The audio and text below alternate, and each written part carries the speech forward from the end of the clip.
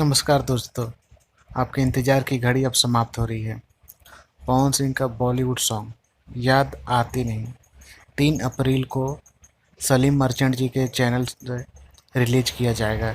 यह गाना मार्केट में तहलका मचाने वाला है। इस गाने में अपने पावर स्टार पवन सिंह ने आवाज़ दिया है और म्यूजिक सलीम सुलेमान जी ने दिया है।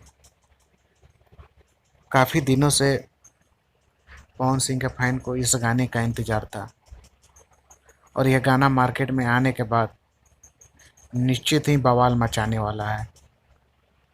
विरोधी तो तैयार हो जाए अभी से ही सदमे में आने के लिए।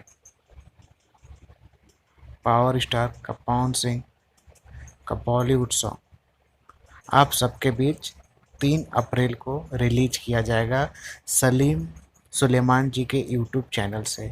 यदि आपने अभी तक इस चैनल को सब्सक्राइब नहीं किया तुरंत जाएं और सब्सक्राइब कर लें।